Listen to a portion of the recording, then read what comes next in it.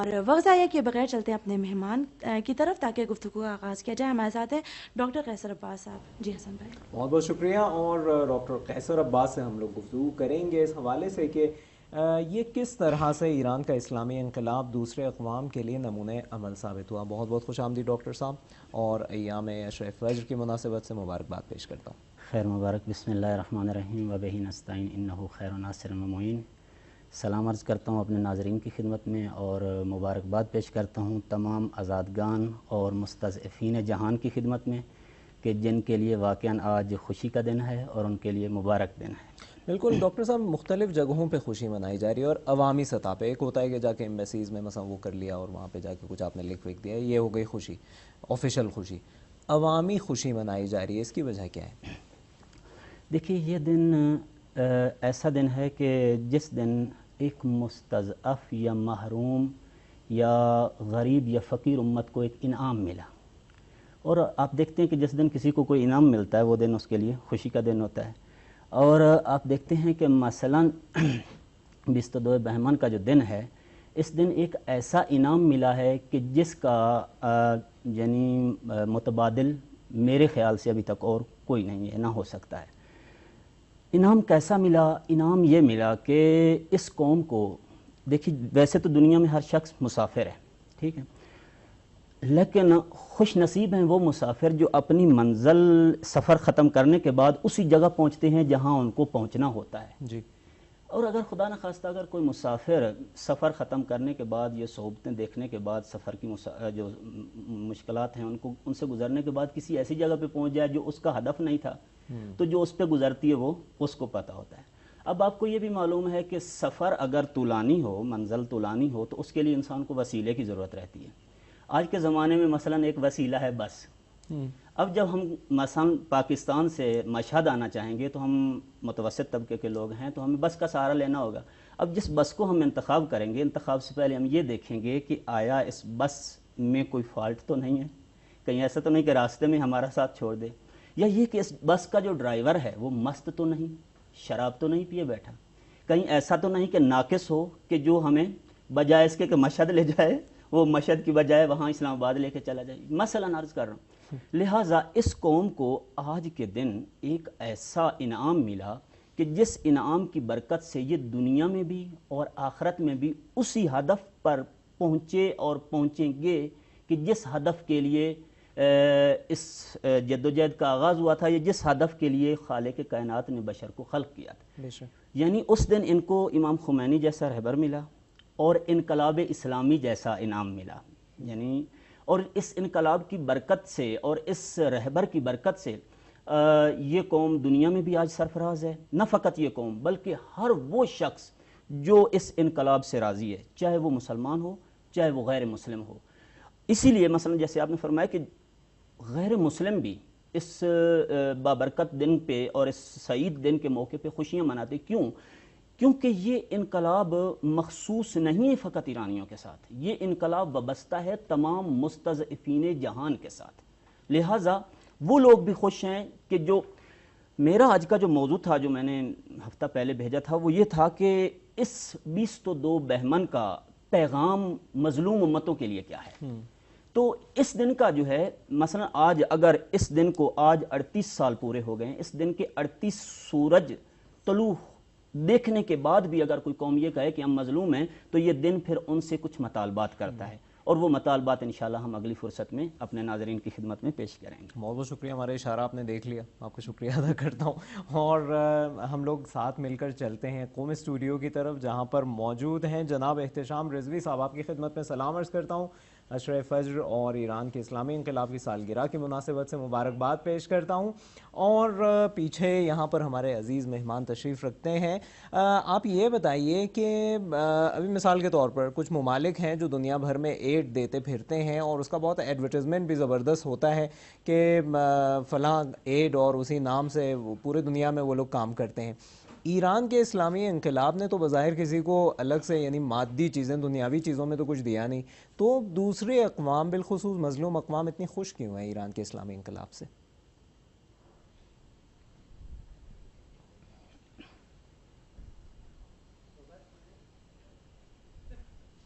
علیکم السلام ورحمۃ اللہ وبرکاتہ۔ میں بھی اپنے تمام ناظرین کرام کو، خاص کر کے ایران کی غیور قوم کو، اسلامی انقلاب کی کامیابی کے موقع پر، سالگرہ کے موقع کے اوپر تبریک اور تہنیت پیش کرتا ہوں۔ اسلامی انقلاب جو 1989 میں کامیاب ہوا،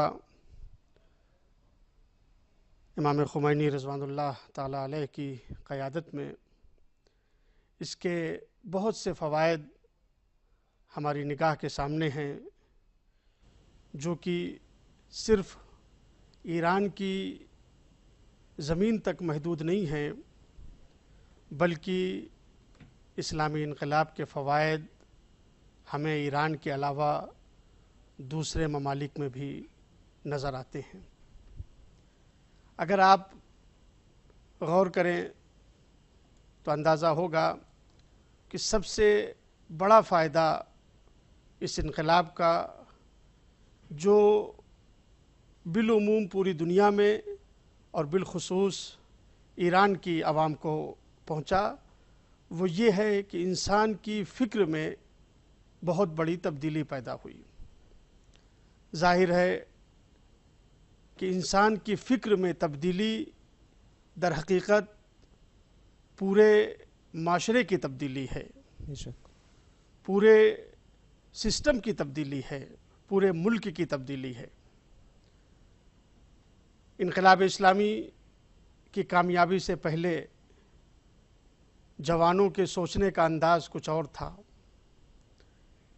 اسلامی انقلاب کی کامیابی سے پہلے جوان مغرب کی طرف مائل تھے، لیکن جب یہ انقلاب کامیاب ہوا اور اسلامی تعلیمات نشر ہوئیں، اسلامی تعلیمات کو فروغ حاصل ہوا، تو خاص کر کے جوانوں نے جو اپنی تربیت کی، اس کے نتیجے میں کل جو لہو و لعب کو پسند کرتے تھے، آج ان کی رغبت دعائے کمیل کی طرف ہے، آج ان کی رغبت ائمہ معصومین علیہم السلام کے روضوں کی طرف ہے، آج ان کی رغبت عبادت اور بندگی کی طرف ہے۔ لہٰذا اس انقلاب کا سب سے عظیم فائدہ جو انسان کو پہنچا ہے، خاص کر کے ہماری جوان نسل کو، وہ ہے فکری انقلاب۔ انسان جب خود اپنے کو تبدیل کرتا ہے، انسان جب اپنی فکر میں تبدیلی لاتا ہے، تو پروردگار عالم بھی اس کی مدد کرتا ہے، اور وہ انسان رحمت خدا سے قریب ہو جاتا ہے۔ اس انقلاب کا دوسرا فائدہ یہ ہوا، دنیا یہ سمجھتی تھی کہ دین ایک مخصوص قسم کی عبادت کا نام ہے، دین صرف مسجدوں میں محدود ہو جانے کا نام ہے، دین کا بازار سے کوئی رابطہ نہیں ہے، دین کا بازار میں کوئی کام نہیں ہے، بس صرف چند رکعت نماز پڑھ لی جائے، روزے رکھ لیے جائیں، خاموشی کے ساتھ خانہ خدا کا طواف کر لیا جائے۔ لیکن اسلامی انقلاب نے یہ دنیا کو سمجھا دیا کہ دین مسجدوں میں، عبادت گاہوں میں، محرابوں میں محدود ہو جانے کا نام نہیں ہے، بلکہ دین یہ صلاحیت رکھتا ہے کہ وہ بازاروں پہ بھی حکومت کرے، وہ معاشرے پر حکومت کرے، دین بازاروں کی بھی اصلاح کر سکتا ہے، اور جیسے کہ اسلامی انقلاب نے بازاروں کی اصلاح کی۔ لہٰذا انقلاب کا دوسرا فائدہ جو ہمیں نظر آیا کہ اس نے دین کی طاقت کو دنیا والوں کے سامنے پیش کر دیا۔ بہت بہت شکریہ آپ کا کہ دین کے اندر یہ صلاحیت پائی جاتی ہے کہ وہ معاشرے کی رہنمائی کر سکے، بازاروں میں بھی حکومت کر سکے۔ بہت بہت شکریہ جناب احتشام رضوی صاحب، اور انشاءاللہ آئندہ پروگراموں میں ضرور آپ کو زحمت دیں گے۔ انتہائی دو اہم مسائل کی جانب آپ نے اشارہ کیا، یقیناً یہاں تک ہمارے ناظرین کو پسند آئی ہوگی ہمارے عزیز مہمانوں کی گفتگو. چلتے ہیں پروگرام کے اگلے حصے کی جانب. ایک چھوٹا سا مختصر سا وقفہ لیں گے اور پھر آپ کی خدمت میں حاضر ہوں گے.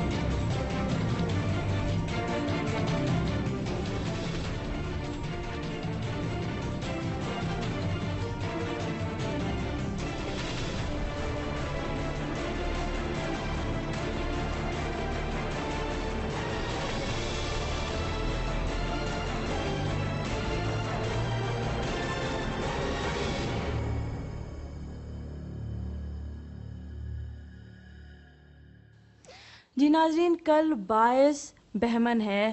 انقلاب اسلامی کی جو ہے آپ کہہ سکتے ہیں کہ سالگرہ منائی جائے گی. آج 21 بہمن ہے. 21 بہمن بھی جو ہے اس عشرہ فجر جو تھا اس کی بہت اہم تاریخوں میں سے ہے.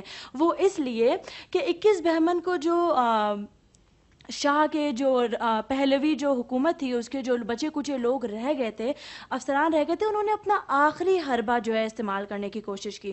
انہوں نے کیا کیا؟ انہوں نے سوچا کہ آپ مارشل لاء کر دیں گے، سڑکیں خالی ہو جائیں گی، اور پھر لوگوں کو جو لوگ جو ہے ان کے خلاف جو ہے اٹھے ہیں وہ اگر سڑکوں پر آئیں گے تو ان کے اوپر ٹانکوں سے جو ہے حملہ کر دیں گے اور قتل عام کر دیں گے. تو یہ ڈیسائیڈ کیا ان لوگوں نے. لیکن اس کے بعد یہ ہوتا ہے کہ امام خمینی رحمۃ اللہ علیہ ایک فرمان دیتے ہیں، ایک پیغام دیتے ہیں لوگوں کو کہ اس مارشل لاء کو قبول نہ کیا جائے اور کوئی بھی اپنے گھروں میں نہ رکے. تو سب لوگ جتنے بھی ہوتے ہیں، بوڑھے، بچے، عورتیں، جوان، سب باہر آ جاتے ہیں. مائیں اپنے چھوٹے چھوٹے بچوں کو لے کے سڑکوں پر آ جاتی ہیں، اور یہ جو آخری حربہ، جو آخری سازش ہوتی ہے دشمنوں کی، اس پہ پانی پھر جاتا ہے. تو یہ بہت ہی اہم دن ہے جو آج کا دن ہے.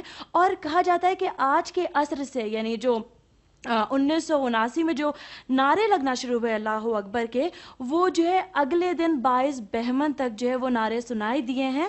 اور آپ کو بتا دوں ایک بہت اچھا کام کیا جاتا ہے ایران میں آج کے دن، یعنی 21 بہمن کے دن رات میں ٹھیک 9 بجے پورے ایران میں ہر شہر میں، ہر گاؤں میں آواز اٹھتی ہے نعرے کی، اللہ اکبر کی. یعنی اگر آپ اس عشرہ فجر میں، اس موقع پر اگر آپ ایران میں ہوں، آپ باہر نکل جائیں اور پورا ایران گونجتا ہے اللہ اکبر کے نعرے سے.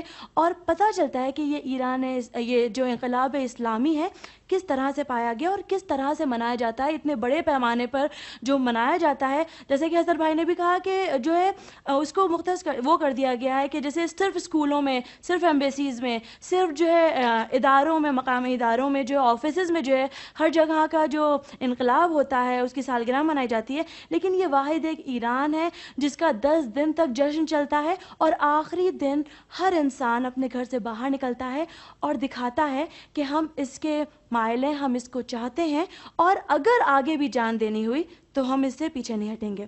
چلتے ہیں واپس حسن بھائی کی طرف، اور ایک سوال بھی آیا ہے ہمارے پاس، اور وہ یہ سوال ہے کہ جیسا کہ ابھی مولانا صاحب نے بھی کہا کہ قومیں ہیں وہ انقلاب اسلامی کو اپنا نمونہ بناتی ہیں اور اس کو مانتی ہیں، لیکن زیادہ تر وہ قومیں جو ہے مسلمان جو ہے مانتی ہیں، سمجھ میں آتا ہے.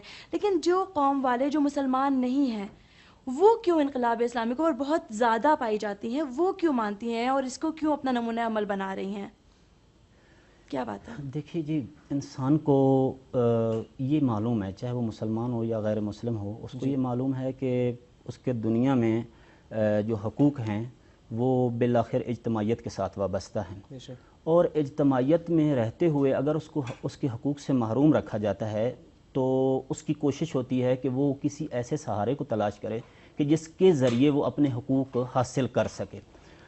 اب امام خمینی رحمۃ اللہ علیہ نے ان بے نواؤں کو اور ان بے کسوں کو اس حکومت سے اور اس نظام سے حقوق لے کے دیے کہ جو 2500 سال قدیمی شہنشاہی نظام تھا، اور جس نظام میں غریب انسان کی یا مثلا بے کس انسان کی کوئی حیثیت نہیں تھی، حتیٰ حیوان کے برابر بھی اس کی عزت، اس کا وقار نہیں تھا. اس لیے آج دیکھتے ہیں کہ غریب چاہے ایران کا ہو، چاہے پاکستان کا ہو یا امریکہ کا ہو، غریب غریب ہے، اور غریب غریب کہا جاتا ہے، غریب غریب کا بھائی ہوتا ہے، چاہے دنیا میں وہ کسی بھی کونے پہ رہتا ہو۔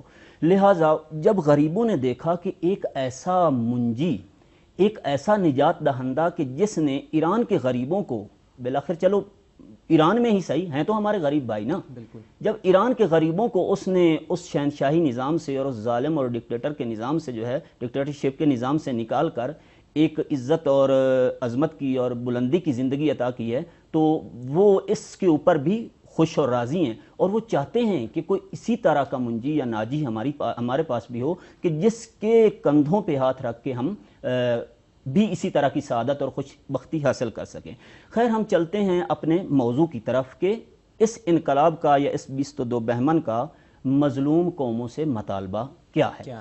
پہلا مطالبہ جو یہ انقلاب کرتا ہے وہ یہ ہے کہ تم جس سوسائٹی میں رہتے ہو، جس معاشرے میں رہتے ہو، جس دین کے ساتھ تمہارا تعلق ہے، جس مکتب سے تم وابستہ ہو، دو چیزوں کا خاص خیال رکھو اور ان کی شناخت کرو۔ اگر نہیں شناخت کرو گے تو خسارے میں رہو گے۔ پہلی چیز، تمہاری معاشرتی زندگی کی ذمہ داری کیا بنتی ہے۔ دوسری چیز، اگر کسی دین کو مانتے ہو تو تمہاری دینی ذمہ داری کیا بنتی ہے، یعنی تمہاری معاشرتی اور دینی ذمہ داری، جس سوسائٹی میں تم رہتے ہو، سوسائٹی میں رہتے ہو تمہاری معاشرتی اور دینی ذمہ داری کیا بنتی ہے۔ اور جب اپنی ذمہ داری کو پہچان لو تو پھر ہاتھ پہ ہاتھ رکھ کے نہیں بیٹھو، بلکہ اپنی ذمہ داری کو انجام دو، اس لیے کہ ذمہ داری کو انجام دینے والے ہی کسی مقام تک پہنچتے ہیں۔ جو لوگ ہاتھ پہ ہاتھ دھر کے بیٹھے رہتے ہیں وہ کبھی بھی تاریخ اٹھا کے دیکھ لیجئے بشر کی، وہ کبھی بھی کسی مقام تک نہیں پہنچے ہیں۔ ایرانی قوم نے بھی اگر 22 بہمن دیکھا تو وہ اپنی معاشرتی اور دینی ذمہ داری کو انجام دینے کے بعد دیکھا۔ ایسے نہیں کہ کوئی چاکلیٹ تھا جو ایرانی قوم کو 22 بہمن کو ان کے منہ میں ڈال دیا گیا اور مفت میں جو ہے ایک انقلاب ان کو مل گیا، بلکہ اس کے پیچھے 15 سالہ ایک طویل جدوجہد تھی، کوشش تھی، کم از کم 15 سالہ، جس میں خون بہائے گئے، جس میں لاشیں اٹھیں، جس میں لوگ زخمی ہوئے، مائیں بے اولاد ہوئیں، بیویاں بے شوہر ہوئیں، مثلا بہنیں کے بھائی مارے گئے، اتنی بڑی قربانیاں دیں۔ اس کے بعد لہٰذا سب سے پہلا مطالبہ جو ہے مظلوم قوموں سے اس دن کا وہ یہ ہے کہ تم جس معاشرے میں رہتے ہو اس معاشرے میں رہتے ہوئے اپنی معاشرتی اور دینی ذمہ داری کی پہچان کرو۔ اس سے اگلا مطالبہ یہ ہے کہ جب تمہیں یہ پتہ چل جائے کہ تمہاری معاشرتی اور دینی ذمہ داری یہ بنتی ہے تو پھر اپنے راستے کا انتخاب کرو کہ جس راستے پہ تم نے چلنا ہے، اور چلنے کا جو ہے طریقہ کار بھی جو ہے اس کا بھی آپ وہ پہلے سے تعین کریں کہ کس طریقے سے چلنا ہے اس راستے پہ۔ مثلا راستہ معلوم ہے لیکن راستہ دشمنوں کے ساتھ گھرا ہوا ہے، اب کیسے اس راستے پہ چلنا ہے؟ لہٰذا راستے کا انتخاب جو ہے وہ بھی نہایت ضروری ہے۔ سیدھی راہ کا انتخاب کریں گے تو منزل تک پہنچیں گے۔ اگر جانا ہو مجھے زائدان تو میں چلا جاؤں مشہد کی طرف، میں تو اپنی منزل تک نہیں گیا، اگرچہ میں نے زحمت کی ہے، کوشش کی ہے، کرایہ دیا ہے، گھر سے نکلا ہوں، وقت لگایا، لیکن جانا تھا مجھے زائدان، جا پہنچا ہوں مشہد۔ لہٰذا راستے کا انتخاب کرنے کے بعد جو ہے راستے پہ چلنا بھی ضروری ہے، اور کس طریقے سے چلنا ہے کہ اپنے آپ کو ان کانٹوں سے، خاروں سے، دشمنوں سے بچا کے میں اپنی منزل تک پہنچ سکوں، یہ بھی نہایت ضروری۔ دامن وقت میں گنجائش نہیں ہوتی کہ ہر چیز کے اوپر مفصل بات کی جا سکے۔ اس سے اگلا جو مطالبہ ہے انقلاب اسلامی ایران کا وہ یہ ہے کہ جب تمہیں اپنی ذمہ داری کا بھی پتہ چل جائے، راستے کا بھی پتہ چل جائے، تو ضروری ہوتا ہے اگر ایک شخص ہر چیز میں ماہر نہیں ہے، ایکسپرٹ نہیں ہے، تو وہ کسی ماہر کا سہارا لے لے، میر کارواں کو تلاش کرے، اور جب میر کارواں کو تلاش کر لے تو پھر اس کے کندھوں پہ ایسا ہاتھ رکھے، اس کا ہاتھ ایسے پکڑے کہ جان نکلنے کے بعد تو وہ ہاتھ چھوٹے تو چھوٹے، ورنہ دنیا میں رہتے ہوئے وہ ہاتھ اس میر کارواں کے ہاتھ سے نہ چھوٹنے پائے۔ آپ دیکھتے ہیں ایرانی قوم نے جیسے ہی امام راحل کو پہچانا اور ان کی شناخت کی تو ایسا ان کا ہاتھ تھاما، واقعاً بشر کے رونگٹے کھڑے ہو جاتے ہیں وہ خون بہتا ہوا دیکھ کے۔ ابھی تازے معمہ شاہ آپ نے بھی دیکھا ہوگا ایران میں، جو شاہ کے اوپر ڈرامہ بہت ہی اچھا، میں گزارش کروں گا اپنے اردو زبان دوستوں سے جو بھی اس کام میں ماہر ہیں وہ اس کا ترجمہ کر کے ہمارے اردو زبان کمیونٹی تک یہ سریال یہ ڈرامہ پہنچائیں، تو واقعاً جیسا خون انہوں نے دیا، جیسی لاشیں انہوں نے اٹھائیں، جیسی قربانیاں انہوں نے دیں، واقعاً اس کی تاریخ میں کم ہی مثالیں ایسی ملتی ہیں کہ جتنی قربانیاں اس قوم نے دیں۔ لہٰذا جب انسان، اور یہ بہت ضروری ہے، میر کارواں کا انتخاب اور اس کی شناخت حسن بھائی اس قدر ضروری ہے کہ شاید ان جتنے بھی میں پہلو عرض کروں گا ان میں سب میں اگر کوئی چیز بھاری ہے تو وہ یہی ہے۔ آپ دیکھتے ہیں طاغوت نے ہر زمانے میں کوشش یہ کی ہے کہ جب وہ اپنی طاغوتی سازشوں کو انسانی معاشروں کے اوپر نافذ کرنا چاہتا تھا وہ پانی کو اس قدر گدلا کر دیتا تھا کہ لوگوں کو یہ سمجھ نہیں آتی تھی کہ اس میں حق پہ کون ہے اور باطل پہ کون ہے. ان میں امیر المومنین یعنی آپ دیکھتے ہیں ابو موسیٰ اشری جیسا شخص کہتا ہے کہ مجھے سمجھ نہیں آتی ایک طرف علی ہے جنگ جمل میں اور دوسری طرف ام المومنین ان میں حق پہ کون ہے, میں تمہیں کوئی فیصلہ نہیں دے سکتا ہوں. جبکہ سینکڑوں مرتبہ سن چکا تھا رسول خدا سے کہ رسول خدا نے فرمایا تھا الحق مع علی و علی مع الحق, حق علی کے ساتھ ہے اور علی حق کے ساتھ ہے. لیکن پانی اس قدر گدلا ہو چکا تھا کہ ان کو سمجھ نہیں آ رہی تھی کہ حق کس طرف ہے. آج کے زمانے میں بھی وہی چیزیں ہیں. آج مثلا ہمارے پاکستان میں ہم مثلا کسی اور سے کیا شکوہ کریں, ہم اپنی کمیونٹی کے اندر دیکھ لیتے ہیں کہ ہماری چھوٹی سی ایک شیعت کی تعداد ہے پاکستان کے اندر, لیکن اسی تعداد کے اندر کتنے میر کارواں ہیں. مثلا ان میں سے کسی ایک کو ہم کہہ سکتے ہیں کہ خدا نخواست ان کا دین میں کچھ کم کردار ہے یا ان تقوی کی منزل میں جو ہیں کسی دوسرے سے عقب تر ہیں.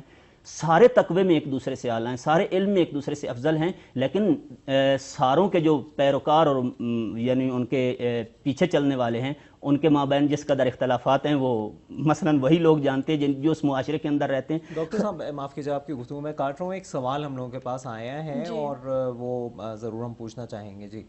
جی زارا زیدی صاحبہ پوچھتی ہیں کہ یہ جو انقلاب ہے تو اس کے لیے جو ہے جو ہم رہبر کو چوز کرتے ہیں تو اس کی بیسک کوالٹیز کیا ہونی چاہیے, ہمیں کیسے پتہ؟ یعنی ہو سکتا ہے رہبر جو ہے ہمیں صحیح لگ رہا ہو لیکن وہ ہمیں غلط راستے پہ لے جائے.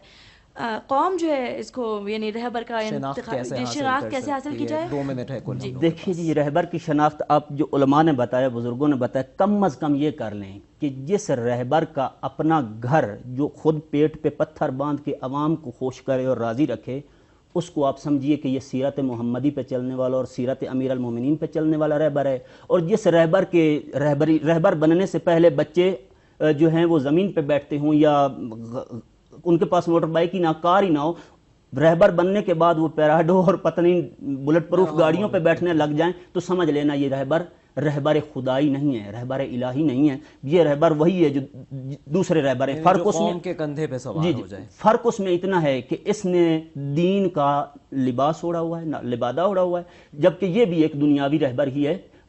کیونکہ خدائی اور الہی رہبر کی کم از کم پہچان یہ ہے کہ وہ خود پہ مشکل برداشت کر کے دوسروں کو اور امت کو اور قوم کو جو ہے وہ آسانیاں میسر کرتا ہے. میں یعنی اس 2 منٹ کے وقت میں اتنا ہی عرض کر سکتا ہوں. ویسے بزرگ علماء نے اور دانشوروں نے اس کے اوپر بہت سارا لکھا ہے, آپ اس کا مطالعہ کریں تو آپ کو اس میں مل جائیں گے راستے کی مثلا ایک اچھا رہبر. لیکن ضروری ہے, اس قدر ضروری ہے کہ جس کی انتہا نہیں, ایک رہبر کا انتخاب کیا جائے.